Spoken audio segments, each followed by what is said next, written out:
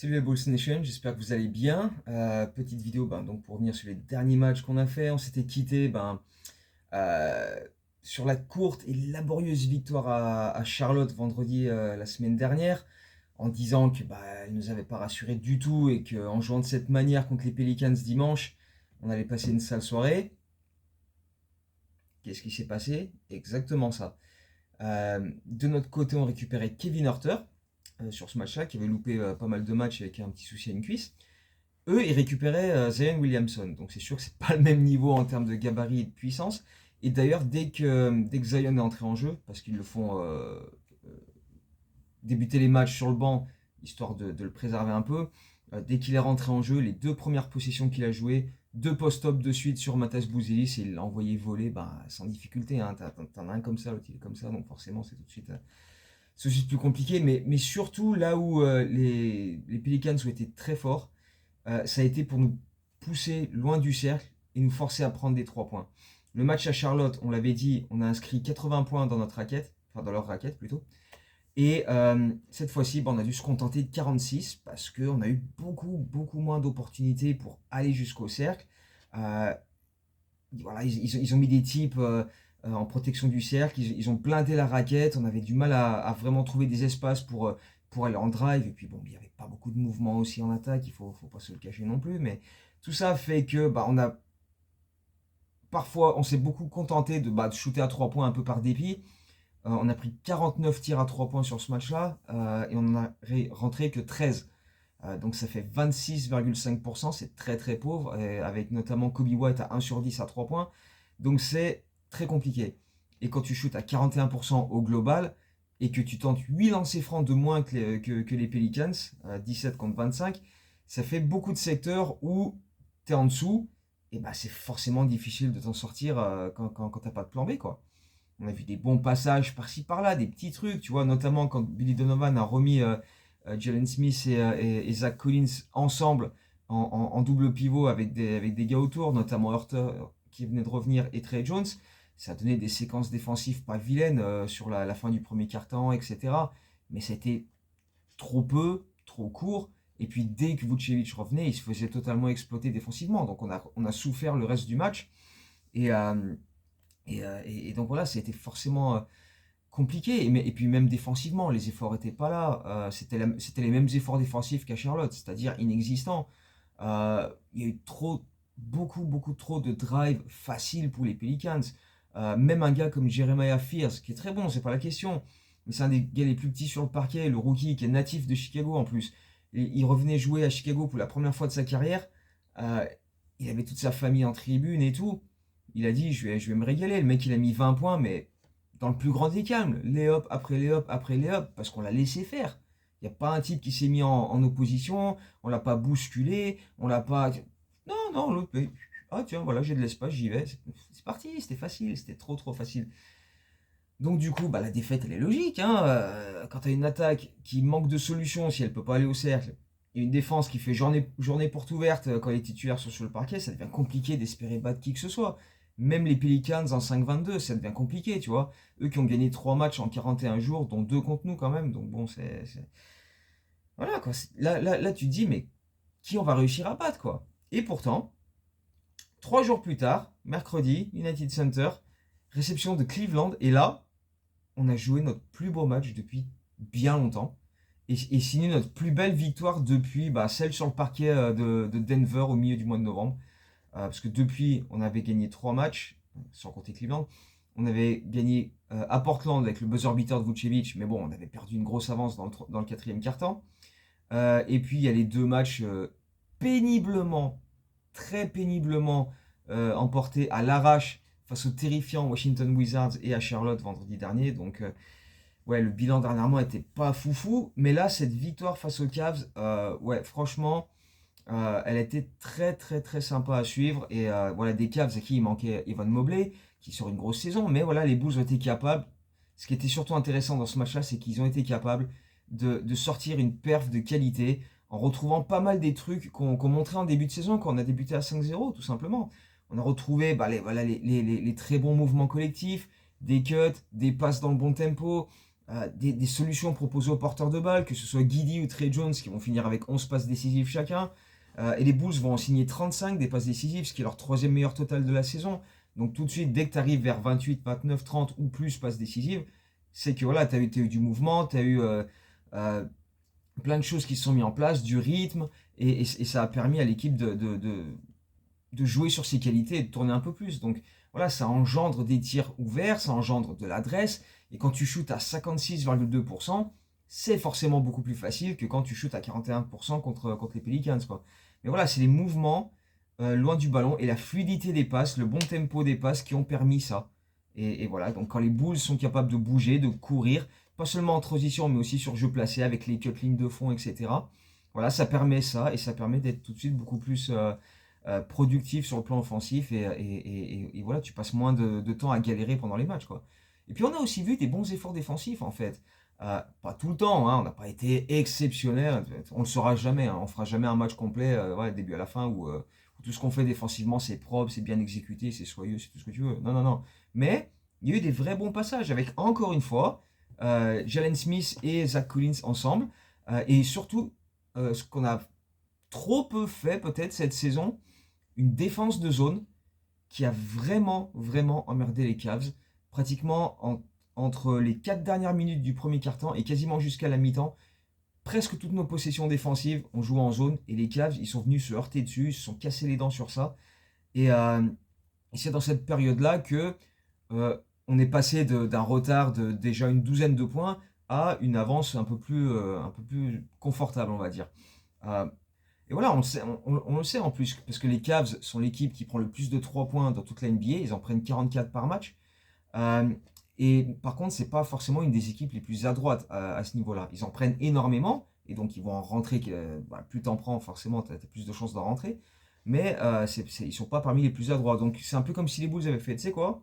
Très bien, prenez des 3 points, on va vous laisser un peu regarder. Voilà. Ils ont fini à 12 sur 39 à 3 points, ce qui fait à peine 30%. Donc voilà, on les a laissés faire ça, continuez les gars. Tant que vous venez pas dans notre raquette, qu'on est incapable de protéger, nous ça nous va. Balancez des bricasses de loin et c'est très bien. Et donc ça nous a permis d'être devant à la pause et d'enchaîner avec une deuxième mi-temps qui aurait été de belle qualité, honnêtement. Notamment, tu débutes le troisième quart-temps à 10 sur 10 au shoot, avec des super mouvements, avec Vooch qui est impliqué alors qu'il était à 0 points jusqu'ici. Là, il met un hook, il met un 3 points. Kobe White met deux paniers à 3 points. Tu vois, et on est vraiment dans un temps fort dans ce match-là. On prend 14-15 points d'avance. Bon, les Cavs reviennent forcément un petit peu, notamment avec Donovan Mitchell, mais sur tout le reste du match, il va être le seul vraiment à apporter du danger côté Cavs. Euh, t'as pas la même, comment dire, collectivement, c'est pas la même chose, c'est pas la même fluidité, c'est pas la même euh, alchimie que ce que les Bulls ont fait sur ce match-là. Les Cavs sur la deuxième mi-temps, c'est ballon à Mitchell et puis bah voilà, laissez-le faire et le mec il va faire ses points. Voilà, il a mis, je crois qu'il a fini à 32 points, un truc comme ça. Ok, mais si t'as pas un autre joueur des Cavs capable d'être en soutien, nous, ça nous va, tu vois. Comme on l'a dit, il manquait Mobley, mais voilà, Allen, on l'a très peu vu. Garland, on l'a très peu vu aussi. Donc voilà, et le banc n'a pas franchement apporté grand-chose pour eux non plus. Donc même si ils sont revenus un peu à genre 7-8 points, ou même à 2 possessions par moment, on n'a jamais vraiment paniqué, on n'a jamais vraiment. Tu vois, on s'est pas dit, oh putain, la dernière fois qu'on les a joués, on menait de 19 points et ils nous ont rattrapés, ils nous ont battus. Non, là, à aucun moment on a pensé à ça. On a continué de gérer et on a fait des gros hustle plays, notamment Trey Jones, qui a été, mais alors, phénoménal sur ce match-là. Trey Jones, mais peut-être un de ses meilleurs matchs depuis qu'il est aux Bulls, honnêtement. Euh, il a été partout à la fois, scoreur, distributeur et surtout casse-couille infernal en défense, toujours au milieu pour mettre les mains, pour se mettre en opposition, dévier des ballons, les voler, envoyer des contre-attaques. Il a été extraordinaire. On le sait qu'il est très bon dans ce registre. Et dernièrement, bon, il était blessé, là il revenait. Là il était vraiment en jambes, en rythme, et il a été énorme. Il était énorme sur ce match-là, tout simplement. Il a fini avec 11 points, 11 passes décisives, 3 interceptions. C'est le deuxième joueur seulement dans l'histoire des Bulls à faire un match à au moins 10 points, 10 passes et 3 interceptions en sortant du banc. Le premier, c'était Tony Kukoc. Donc voilà, c'est pas n'importe quoi comme stat référence. Mais voilà, il a été énorme, Trey Jones. Pour moi, c'était le mec qui a fait la différence dans ce match. Il a été sensationnel. Et donc, il a grandement contribué au fait qu'on est resté devant tout le long du quatrième quart-temps et même qu'on ait accentué notre avance. On a pris jusqu'à 17 points d'avance. On menait 117-100 à un moment. Et on a fini par s'imposer 127-111, ce qui est notre plus large victoire de la saison, plus 16. En même temps, hein, la plupart des matchs qu'on a gagnés cette saison, ça s'est joué sur les dernières possessions. Donc bon, voilà, là, celle-ci, plus 16, elle fait plaisir. 7 joueurs à 10 points ou plus, dont 20 pour Vucevic, qui en était à 0 à la pause, on l'a dit.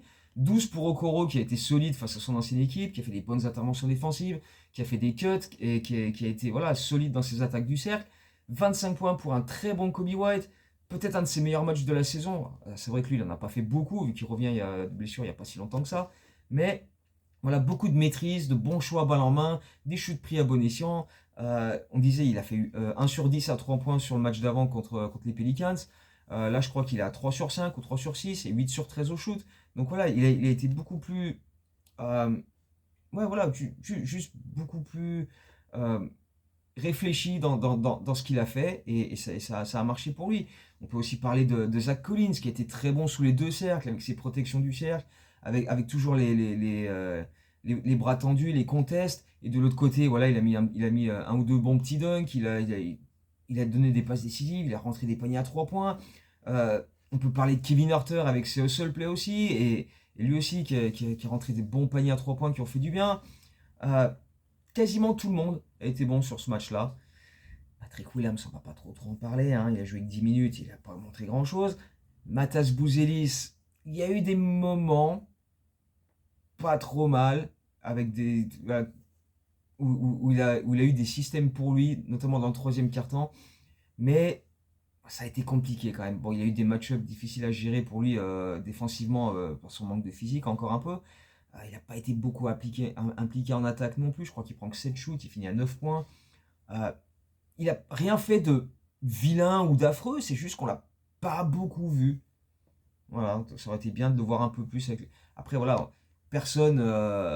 Enfin, en tout cas, dans les Bulls, il est clairement pas l'option 1. C'est pas lui qui va me prendre tous les shoots, qui va finir les matchs avec 25 points, etc. Devant lui, il y a Kobe, il y a Josh Giddey, il y a Vooch aussi. Ces trois-là mettent 20 points chacun minimum. Donc forcément, mais voilà, il n'a pas fait un mauvais match. Les stats sont pas immenses, mais il n'a pas fait un gros match non plus, quoi. Il a été moyen, quoi. Mais bon, bref. Et puis Josh Giddey, qui signe son 6e triple-double de la saison, 23 points, 11 rebonds, 11 passes. Il en a déjà autant que l'an dernier, des triple-doubles. Il est déjà 3e all-time chez les Bulls dans ce domaine. Il en a 12 et devant lui, il y a Scottie Pippen à 19. Et il a aussi inscrit 5 paniers à 3 points, ce qui égale son record en carrière. Et d'ailleurs, depuis le début de saison, si tu regardes un petit peu ses stats, il est quasiment en triple-double. Il tourne à 20,2 points, 9,8 rebonds, 8,9 passes décisives, et il est à 40,4% à 3 points en prenant quasiment 5 shoots à 3 points par soir. Je crois qu'il a 4,8, un truc comme ça. Donc c'est quand même, voilà, en termes de volume, en termes d'efficacité, il est à 54,1% en efficiency aussi, ce qui est un record pour lui. Et toutes ces stats-là, c'est des records en carrière pour lui, hein, 20 points, 9 rebonds, 9 passes quasi. Euh, donc voilà, est-ce que du coup, ce sera suffisant pour le voir aller au All-Star Game? On sait que la NBA a débuté sa période de vote pour le match des étoiles qui sera début février à Los Angeles, dans la salle des Clippers. Est-ce que Giddey peut vraiment prétendre à y aller? Comme je l'ai dit, là, il est sur une saison de très très très grande qualité. Il s'affirme de plus en plus comme le leader de l'équipe. On l'a vu plusieurs fois pendant des matchs où l'équipe avait un peu de mal. C'est lui qui prenait le scoring à son compte, quand ça bougeait pas trop autour de lui. Et il a aussi été capable d'impliquer tout le monde, justement, quand ça bougeait autour de lui. Donc il est capable de varier un petit peu les options à ce niveau-là. Moi, je trouve qu'il y a encore quelques ballons perdus un peu à la con quand il fonce dans le tas, qu'il va s'empaler sur un type, il saute, il se retourne en l'air, et puis là, il espère qu'il y a un type démarqué pour lui envoyer la balle, parce que sinon, c'est balle perdue, quoi. Et, euh, et en fait, c'est pas tout le temps. T'as des matchs comme ça où il va le faire tout le match, et le match d'après, jamais. Et puis le match d'après, ça va recommencer. C'est bizarre. C'est bizarre. Mais s'il pouvait voilà, diminuer ça, le faire encore moins fréquemment, ce serait une bonne chose pour lui. Et après, s'il continue d'être aussi adroit de loin, sans en prendre 15 par match, mais voilà, là, il en prend à peine 5. 40%, c'est très bien, c'est très très bien. Tu vois que, comme on l'a dit toute la saison dernière, il a beaucoup bossé sur ça. Et si il continue aussi à aller régulièrement au lancer franc, parce que ça aussi c'est un record en carrière pour lui, il en prend 5,6 par match cette saison, ce qui est de très très loin son record en carrière, parce que sa meilleure saison avant ça, il y allait même pas 4 fois, quoi. Donc ça, tous ces petits trucs-là, c'est des choses qui font qu'il peut éventuellement être dans la conversation pour obtenir une place, une des dernières places pour le All-Star Game. Après, j'aimerais bien aussi qu'il améliore un peu sa défense, parce qu'on l'a vu capable de faire de très bonnes choses de février à avril la saison dernière. Là, sur ce début de saison, ça reste quand même très laborieux. Et il suffirait qu'il s'y donne un peu plus, quoi, tu vois, comme il a fait en fin de saison dernière. Mais là, pour l'instant, c'est pas trop ça, quoi. Mais bon, voilà, après, une fois qu'on a dit ça, qu'on a parlé de ses stats, de son impact, de ce qu'il apporte lui, il faut voir la concurrence aussi. Alors c'est vrai que cette année, il n'y a pas Tyrese Haliburton, il n'y aura pas Jason Tatum non plus. Trae Young, il a loupé beaucoup de matchs. Là, il revient tout juste. Donc, à voir si il aura fait assez de matchs pour être éligible. Et d'ailleurs, les Bulls vont jouer Atlanta 2 fois, dimanche et mardi. Mardi, ouais, dimanche et mardi, je crois. Enfin, les 2 fois à Atlanta. Donc là, ça arrive très, très, très prochainement. Donc, ça peut être un duel qui sera intéressant à suivre. Et puis, ça peut lui ouvrir donc des opportunités. Après, voilà, il y aura très certainement Kate Cunningham qui y sera, Donovan Mitchell, Therese Maxey, Jalen Brunson. Sauf blessure, évidemment, ces gars-là y seront. Reste à voir qui seront les autres arrières qui peuvent éventuellement tirer leur épingle du jeu et qui peuvent s'insérer dans ce groupe et faire partie des joueurs qui seront sélectionnés, quoi.